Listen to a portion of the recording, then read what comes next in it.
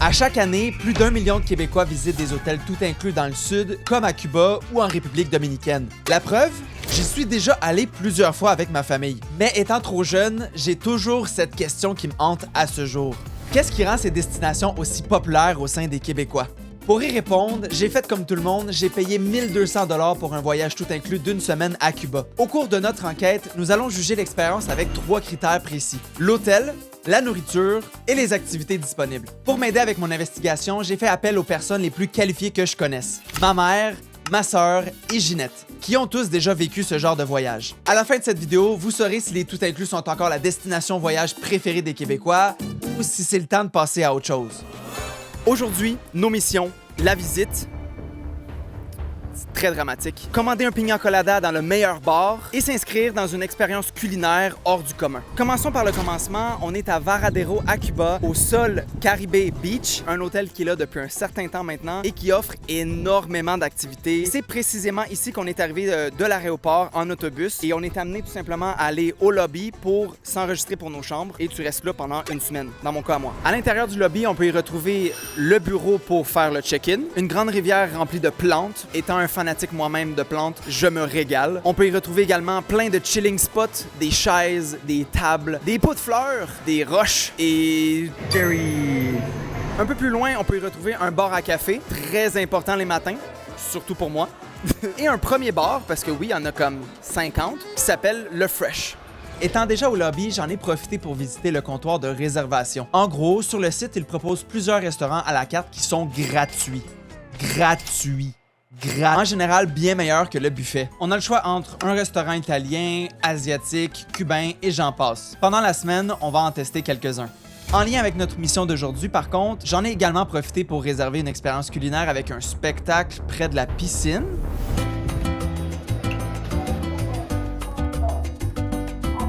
En sortant de l'ascenseur, on est accueilli par une merveilleuse vue du devant de l'hôtel, mais surtout les couloirs qui nous amènent à nos chambres. Il y a 4 niveaux, si je me trompe pas. Allons voir la chambre.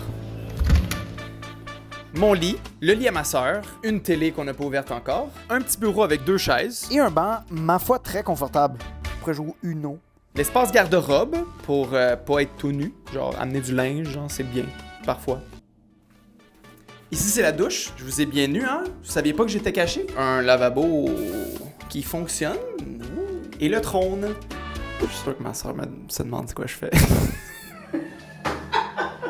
Et pour finir, le balcon. Je sais que j'ai pas le même t-shirt. J'avais oublié de filmer le balcon.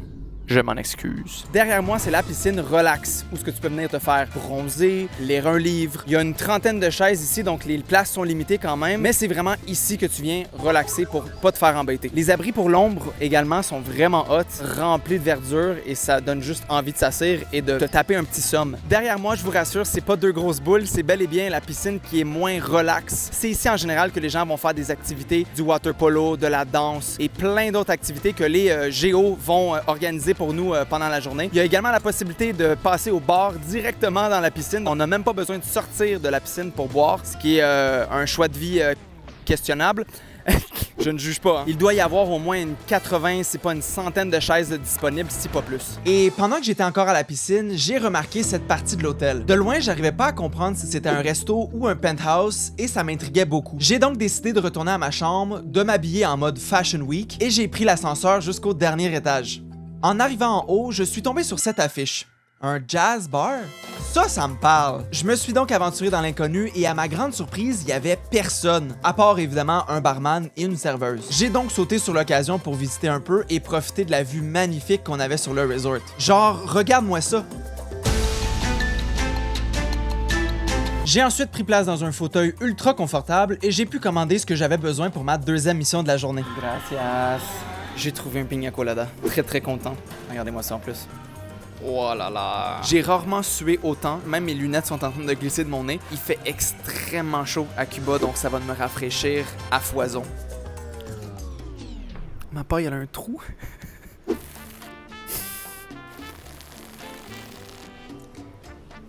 Je suis rempli. J'aime beaucoup. Rafraîchissant sa mère. En plus de ça, il y a de la petite musique des années 50. J'aime trop. La nana. super bon. Pina colada, 10 sur 10. Je l'ai fini. Elle a même pris mon verre en 2 secondes. Service incroyable, vraiment. C'est pas la dernière fois que je vais venir ici, c'est sûr.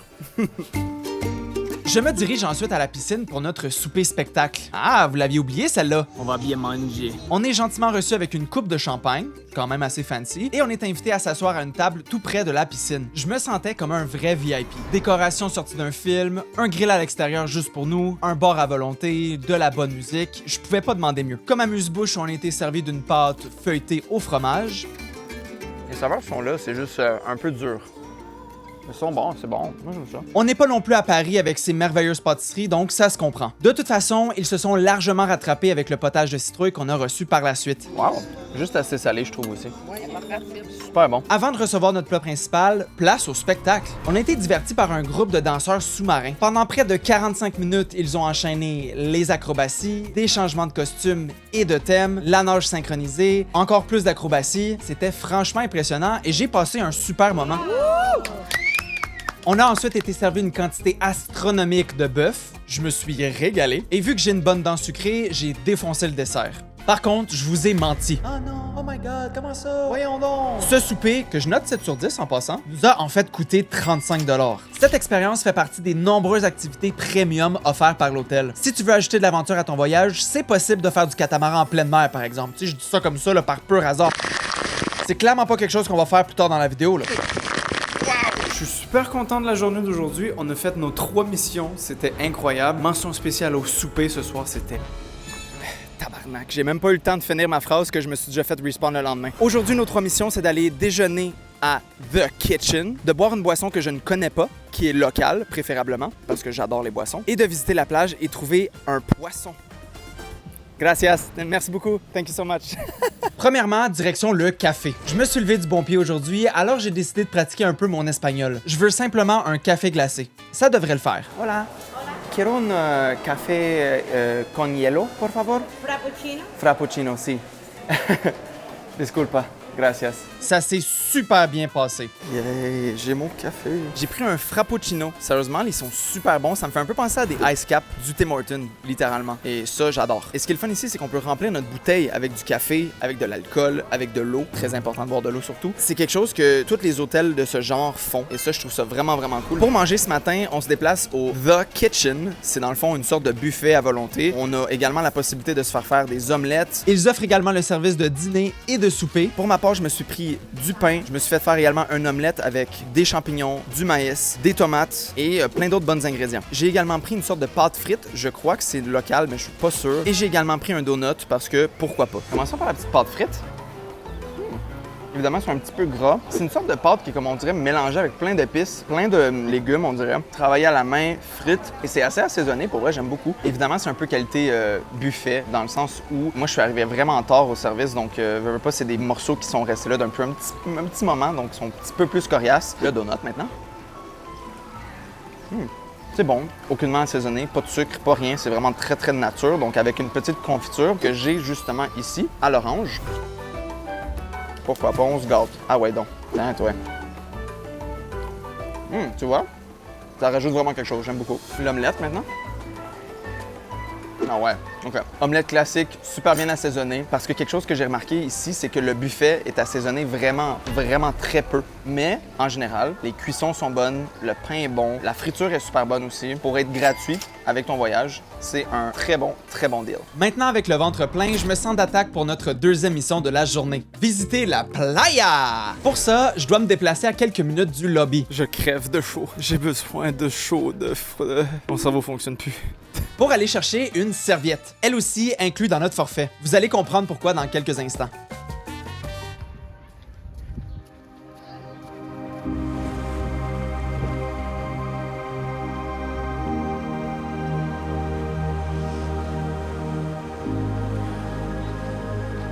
Enfin arrivé sur la plage, j'ai rarement vu du sable aussi blanc, aussi fin, aussi chaud aussi, je vais pas vous mentir. Et là, j'ai juste une envie, c'est d'aller dans l'eau. Mais juste avant, je vais rejoindre ma famille, où ils se sont installés sur des chaises. En général, tu laisses ta serviette sur ta chaise pour la prioriser d'une sorte. Donc on fait ça, puis on va aller chercher des poissons. En parlant de poissons, c'est ma sœur qui m'a fait réaliser quelque chose que j'avais encore jamais vu au resort. Un banc de poissons. C'est l'opportunité parfaite. Tout excité, mais stressé de manquer ma chance, j'ai pris un masque de plongée et je suis parti en direction des poissons. Je suis revenu assez vite parce que j'avais oublié d'enlever mes lunettes de vue, ce qui m'a causé de courir pour ma vie. Ça court vite des poissons, sacrément. Avec un peu d'effort, j'ai réussi à les rattraper, j'ai mis mon masque de plongée et là... Des petits poissons argent comme j'ai jamais vu auparavant m'entourent par milliers. Comme si le temps s'était arrêté. J'en croyais pas mes yeux. Et oui, j'ai utilisé des vidéos libres de droit parce que ce que j'ai filmé, c'était ça. Wow. Quelque chose que j'ai rarement vécu dans ma vie, hein, ça. J'étais un petit peu angoissé quand même, mais c'était vraiment hot. Mission accomplie, let's go. Je vais profiter de l'eau un peu maintenant. Après cette aventure pleine d'émotions, je crois que je l'ai amplement mérité. En plus d'être magnifique, il y a plusieurs activités proposées à la plage, comme par exemple du volleyball, du voilier, du paramoteur et pour les plus courageux d'entre vous, du pédalo en pleine mer. Après quelques heures à flâner sur la plage, il était déjà temps de s'attaquer à notre troisième et dernière mission de la journée. Mais en sortant de la plage, je me suis rapidement fait distraire, comme à l'habitude. Je suis tombé nez à nez avec une Oldsmobile des années 50. Je n'en revenais pas à quel point elle semblait comme neuve. Ma curiosité a pris le dessus et j'ai en fait appris que c'était à cause des installations du régime communiste. À partir de 1959, il était devenu presque impossible d'importer des voitures dans le pays. Les Cubains étaient donc obligés d'acheter et de vendre des voitures déjà présentes sur l'île. Aujourd'hui, ces voitures sont devenues des symboles iconiques de Cuba. Ils sont même utilisés en grande majorité comme taxis pour les touristes qui souhaitent aller au centre-ville de Varadero. Ce qu'on va faire un peu plus tard dans la vidéo. Et heureusement, ces mêmes règles se sont assouplies au fil des années. Il nous reste une mission. Et c'est d'aller chercher une boisson locale. J'ai repéré un magasin à l'intérieur de l'hôtel. On va se diriger là et on va croiser les doigts qui ont des boissons. Ça tombe bien, j'ai soif en tabac. Le magasin était un peu plus petit que je l'avais même imaginé, mais heureusement, ce n'était pas trop difficile de trouver les rayons des liquides embouteillés. Si vous suivez un peu la chaîne, je l'ai déjà mentionné dans une vidéo précédente, l'une de mes boissons préférées d'Amérique latine, c'est le Maltin Polar, une boisson à base de malt qui goûte un petit peu la mélasse. J'étais donc très content de voir une version cubaine de cette délicieuse boisson, et en même temps, je trouvais l'occasion parfaite pour faire goûter ma sœur qui n'a encore jamais testé ce genre de soda. On va voir sa réaction, mais je suis pas sûr qu'elle va aimer ça. Oh. Évidemment, vous connaissez déjà, je me suis habillé en mode tapis rouge du Festival de Cannes et j'ai apporté mes boissons avec moi. La dégustation de notre petite boisson est la meilleure opportunité pour vous présenter le Shack. C'est un bar qui est ouvert 24 heures et qui, dans le fond, te dépanne que ce soit en alcool ou en nourriture 24 heures dans la journée. On peut y retrouver des sandwichs, des hot dogs, des pâtes et un sandwich au jamon, qui est dans le fond un sandwich au jambon. Ce petit bar nous a gravement dépanné quand on est arrivé à 11h le soir à l'hôtel. Allons à l'intérieur prendre une petite table parce que c'est ici qu'on va faire notre petite dégustation. Tu vois? Oh. Tu vois un peu, c'est un peu mélasse, je sais pas si tu veux sentir, maman. Oui, la bière. Mais moi, j'aime la bière ambrée, mais là... Oh. On va s'en remettre ça, hein? Veux-tu y aller en premier? Je sais pas. Oh.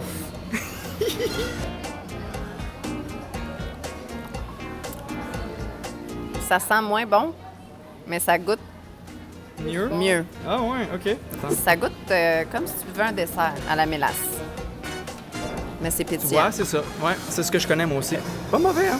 Ça goûte le caramel comme dans la description. Ouais, ouais. Mais ça pue. Ouais, ça sent pas super bon, c'est vrai. Je suis d'accord avec toi. Essayons maintenant la Malta Sintra. Celle-ci est en canette. Ah, je me suis mis dedans, nice. Il sent similairement la même chose. J'aimais mieux l'autre, on dirait. Mieux l'autre, hein, ouais? Ça goûte vraiment la mélasse. La mélasse puis le pruneau. Ah, tu vois, moi, j'aime plus celle-là, personnellement. Ah ouais? C'est plus ce que je connais.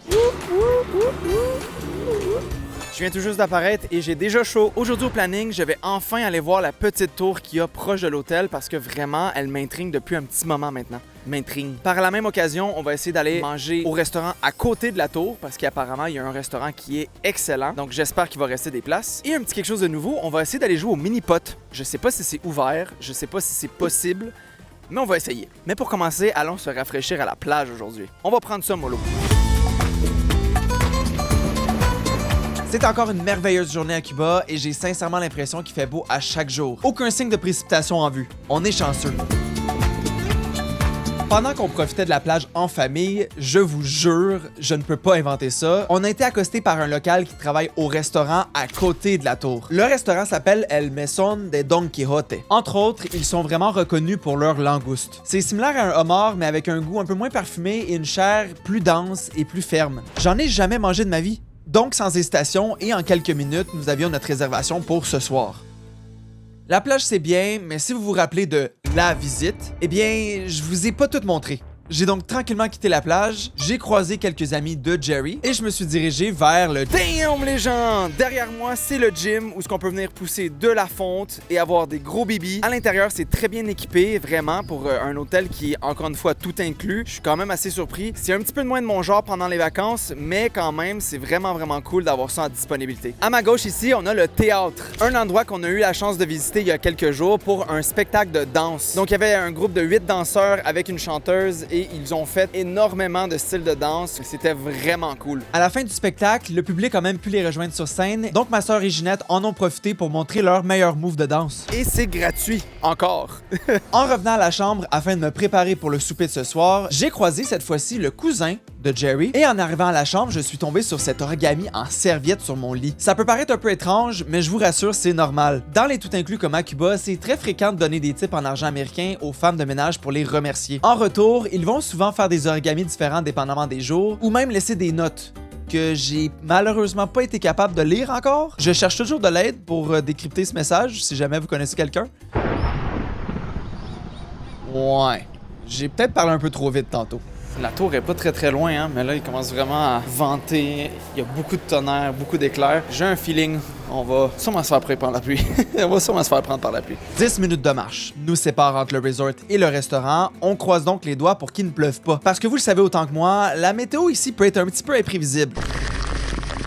Après quelques minutes de marche, je peux enfin observer de plus près cette tour, ma foi, très imposante en pierre. Apparemment construite comme une tour d'eau dans les années 30, elle a été rénovée plus tard pour ressembler à un vieux fort espagnol. Juste à côté, on peut y apercevoir une sculpture en bronze de Don Quijote, protagoniste du roman de Miguel de Cervantes. Ce personnage emblématique de l'idéalisme, de la folie, de l'ingéniosité et du courage a transcendé les frontières de la littérature, devenant un symbole universel de la culture hispanique. Juste à côté, bien sûr, le restaurant en question. Ça a vraiment un charme. En rentrant à l'intérieur, on se sent tout de suite très bien accueilli. Gracias. Que ce soit du côté du bar ou de la salle à manger, c'est super chaleureux et très bien décoré. En quelques minutes, on était dirigé à notre table pour commencer notre repas. Les fameuses langoustes. Je dois dire, l'assiette est magnifique. Ça donne vraiment le goût. My God, c'est une belle chair blanche, hein? Sur le côté, on a également été servi des frites, qui étaient froides et manquaient cruellement de cuisson. Mais c'est pas grave, on est ici pour la langouste de toute façon. Comme vous pouvez clairement le voir dans mon visage, j'y étais pas sûr. Il y a un goût, j'arrive pas à placer, mais je suis comme pas sûr si c'est normal ou pas. Un goût genre de vieux. Pourtant, la langouste avait l'air bonne. La texture de la chair était un peu coriace, mais correcte à mon goût. Ça m'arrive très rarement de pas aimer quelque chose au restaurant, mais là, c'était quelque chose. Autour de la table, on était un peu tous de la même avis. Ah, et le riz Ah ouais, non. était juste pas cuit. J'espère sincèrement que c'était juste une mauvaise foi parce que le restaurant a vraiment de la gueule. Retournons à l'autre. Décidément, je peux jamais finir mes phrases. Aujourd'hui, aller au centre-ville de Varadero, manger local et trouver des maracas qu'on pourrait acheter. Ces 3 missions-là, je suis vraiment pas confiant et je vous avoue, je stressais toute la semaine pour ceux-ci, mais je vais tout faire à mon pouvoir pour réussir ces missions. Pour aller en ville, on s'est fait informer préalablement qu'un bus passait devant l'hôtel toutes les 30 minutes. Donc en début de matinée, on s'est dirigé vers le lobby pour apercevoir au loin un grand autobus à 2 étages. Pris un peu par surprise, on a embarqué dans l'autobus sans vraiment poser de questions. On a passé à côté de la mer, c'était vraiment beau. On a même pu apercevoir le Plaza America, l'un des plus gros centres commerciaux ici. Mais après plus de 10 minutes de route et plusieurs arrêts, je commence à être suspicieux. Le trajet est supposé durer juste 5 minutes. Varadero, Cuba, ça ressemble à ça. D'un côté, il y a la pointe de Varadero et de l'autre côté, la ville. Donc, est-ce que vous me croyez si on a pris l'autobus mais pas dans la bonne direction? Pour ma défense, la seule interaction que j'ai eue avec le conducteur, c'était « Downtown Varadero? » Si. J'ai donc imaginé qu'on allait y arriver un jour. Je sais pas, moi. Eh bien, pendant 1 heure, on a fait tous les stops de bus inimaginables en croisant dans notre chemin d'autres resorts à Varadero, mais aussi encore plus de voitures d'époque pour éventuellement se retrouver dans la bonne direction. Après près d'1 heure de bus, on est enfin downtown Varadero. On va aller faire un peu de shopping, mais surtout de faire notre mission de la journée, manger local. J'espère qu'on va pouvoir trouver quelque chose. Premier stop, ce petit magasin pour essayer de trouver des... Maracas. Il y a des maracas ici. Wouhou! Ils sont cool quand même. Hola, ¿cuándo del maracas? 10. 10? American? Si. Oh, claro. Gracias. 10. C'est pas super. Je m'attendais à plus. On a trouvé des premiers maracas, mais on va voir s'il y en aurait peut-être pas d'autres en quelque part. Que ce soit moins cher ou plus beau, potentiellement. Parce qu'ils sont cool, mais on sait jamais. Hein. Des fois, on trouve des pépites ailleurs aussi. Quelque chose que je savais pas aussi, c'est qu'il y a à chaque coin de rue des calèches avec des chevaux. Il y a aussi des coco-taxis. Non, gracias. Gracias, señor. Non, non. Gracias, señor. Tu vois, on se le fait demander à chaque 2 minutes, c'est quelque chose. Mais ils sont très, très courtois, par contre. Ça, c'est cool au moins. Ils sont vraiment respectueux. Pendant notre petite marche de santé, on est tombé sur un bar des Beatles. J'étais assez surpris de voir ça, c'était quand même cool. Ensuite, nous nous sommes éventuellement retrouvés dans un parc avec un petit étang et un resto-bar où le serveur mentionnait en boucle « Meilleur pina colada garanti ». On va voir ça. Très bon. Ah ouais. Ouais, très différent de l'hôtel, hein? Wow. Ah ouais? Ah ouais, ouais. tellement bon, en réalité, qu'il y avait une seule chose à faire. Déjà fini. 10 sur 10. C'est un des meilleurs que j'ai goûté, en tout cas de ce que je me souviens. Là. Le petit sucre sur le dessus, la petite cannelle, super moelleux, crémeux, là, vraiment, vraiment bon. Sérieusement, là. Cette délicieuse boisson nous a grandement ouvert l'appétit. Donc, En se promenant dans ce même parc, on a trouvé le restaurant La Campana. C'est un restaurant cubain. J'ai vraiment, vraiment hâte de voir ça. Le menu a l'air super nice avec du poisson, du poulet et plein d'autres mets locaux. Donc, j'ai vraiment hâte de goûter ça. Et en plus, c'est à l'air climatisé, donc on va pouvoir se rafraîchir un petit peu. Allons regarder ça. l'intérieur était super chaleureux, mais surprenamment, à part le serveur, on était les seuls dans le restaurant. On s'est quand même installé à une table et on a commandé nos plats. Pour ma part, Viande effilochée, haricots, riz avec des haricots noirs et une courge peut-être, ouais. Buen provecho.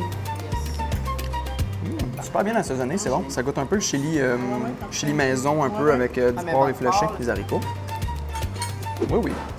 Des bons légumes. Le riz, super bien réussi aussi. Wow, c'est un bon choix, pour vrai. On vient tout juste de sortir du restaurant, puis réellement, on a bien mangé. Ça a coûté 12,50 par personne, donc c'est vraiment peu cher. Est-ce que c'était de la cuisine vraiment locale? J'ai un petit doute, je vais pas vous mentir. Dans le tas du montage, tu me le diras. en plus de pas être vraiment local, je crois même que ce restaurant était destiné pour les Québécois. Avec un peu de recul, plusieurs restos dans le parc accrochaient fièrement le drapeau du Québec devant leurs fenêtres. C'est l'exemple parfait pour vous dire de faire attention quand vous voulez manger local dans d'autres pays. Dans notre cas, il y a un monde où ce que ça aurait pu rapidement nous coûter beaucoup plus cher que 12 $.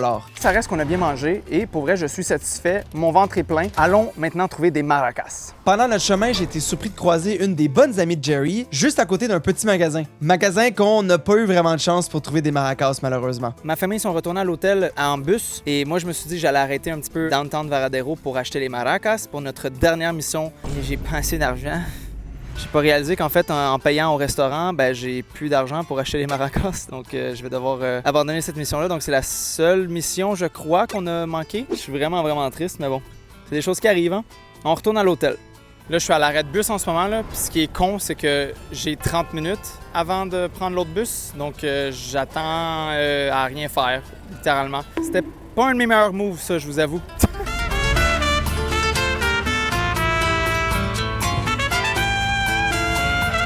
Gracias, thank you. Je voulais être sûr de pas le manquer, celle-là, parce que ça me tentait pas d'attendre une autre 30 minutes.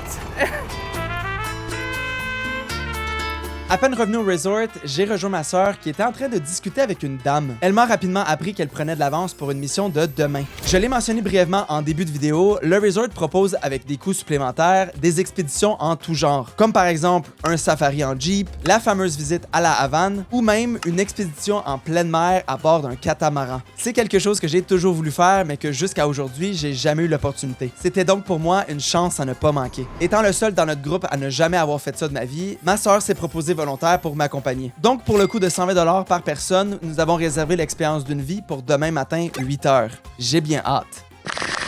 Ah, et au fait, en allant à la plage aujourd'hui, je suis tombé sur ce petit magasin qui, accrochez-vous, J'en ai trouvé! Let's go! En plus, ma mère puis Ginette me les a offerts en plus, donc merci à eux. Je les aime beaucoup. maintenant que cette mission est complétée, quoi de mieux que de se récompenser avec un petit resto italien à la carte? Le Parole est également inclus avec le resort. En rentrant à l'intérieur, la déco était ma foi très épurée et il jouait de la musique asiatique. Demandez-moi pas pourquoi. Comme amuse-bouche, j'ai reçu une bruschetta. Pas exactement fait avec les meilleurs ingrédients, mais ça fait le taf. Comme entrée, j'ai reçu ça. J'adore comment que la présentation essaye tant bien que mal de camoufler le fait que c'est juste des tranches de fromage et de tomates. Et vu que je suis un peu gourmand, j'ai décidé de me prendre une bonne pizza au fromage, qui était au final un peu sec et coriace. Et pour finir avec le dessert, j'ai apprécié la crème glacée, mais un petit peu moins le gâteau. On a quand même toutefois bien mangé, mais est-ce que j'y retournerai dans ma vie de tous les jours? Probablement pas. Je vais pas vous mentir, aujourd'hui, le réveil, il a piqué en tabarnak. Aujourd'hui, au planning, prendre un catamaran, faire de la plongée sous-marine. Ça, je suis pas sûr si je vais même être capable de le faire parce que réellement, j'ai une très grande phobie de la mer. Et quelque chose d'un petit peu plus simple quand même, regarder le coucher du soleil à la plage. Je me sens d'attaque pour aujourd'hui. Je pense qu'on va passer une super belle journée. Je vous le dis d'avance, cette journée est pour moi l'une des journées les plus parfaites et mémorables de toute ma vie. Là, ce matin, il faut se dépêcher. J'ai été manger pour être sûr de pas avoir le mal de mer parce que ça serait vraiment pas nice. Et à 8h30, donc, on va prendre un autobus qui va nous amener au catamaran et de là, part notre aventure. Gracias. On vient de se faire déposer à la marina. Oui. C'était haut, ça? Wow! Plusieurs catamarans côte à côte, mais c'est énorme. J'ai jamais vu ça de ma vie, moi, personnellement. Bon, on a pris une petite place sur le catamaran. On peut mettre nos effets personnels dans les bancs. Il y a une petite toilette, un bar aussi. Il y a également un filet devant le catamaran pour permettre, en fait, aux voyageurs de profiter de la vue, de l'eau, surtout. Je suis un peu bouche bée, je t'avoue. C'est énorme comme bateau, je m'attendais pas à ça. Juste le fait d'être capable de boire et de manger sur le bateau, ça me dépasse, je t'avoue. Du jamais vu. Après près de 1 heure d'attente,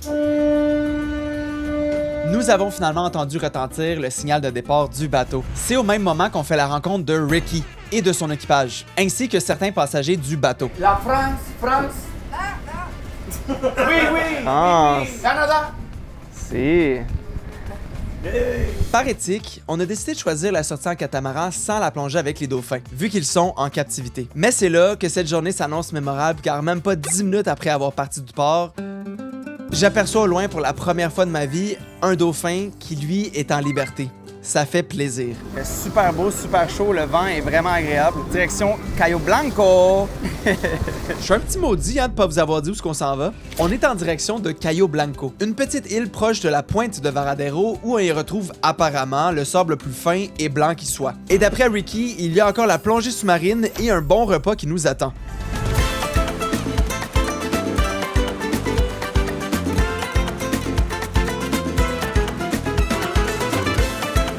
En se rapprochant de l'île, l'équipage s'est éventuellement ancré à un spot pour nous donner la chance de faire de la plongée. Ayant une très grande phobie des fonds marins, j'étais terrifié à l'idée d'y aller à mon tour et après réflexion, j'ai décidé de rester à bord du bateau. Ce qui m'a motivé de sauter au final, c'était l'idée d'avoir des superbes images pour la vidéo. Depuis que je suis jeune, ça a toujours été pour moi une façon de pousser mes limites.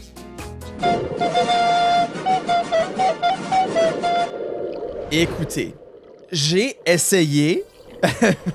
J'ai vu plein de poissons exotiques et des énormes angelfish qui étaient magnifiques. Après la plongée et le catamaran, on vient tout juste d'arriver à Cayo Blanco. On s'est fait suggérer d'aller manger à un buffet qui nous attend. Et ensuite, plus d'alcool, donc plus de bars et de profiter de la plage. Un sable blanc comme j'ai rarement vu, même ça m'éblouit. Un peu comme la neige au Québec, là. Et je suis déjà en sueur totale. Je vais aller rejoindre ma soeur, on va aller manger. Puis après, on va aller profiter un peu de la plage.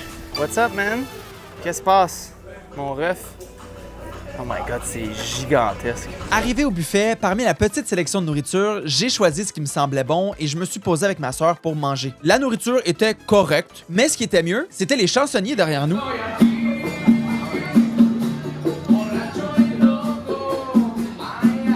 Méchante bonne vibe. Encore mieux que ça par contre, c'est ma rencontre avec ce gros Chris de rat-là. À ne surtout pas flatter si tu veux garder tes doigts. Après le repas, pourquoi pas une petite marche de santé? Faut bien profiter de cette petite île-là.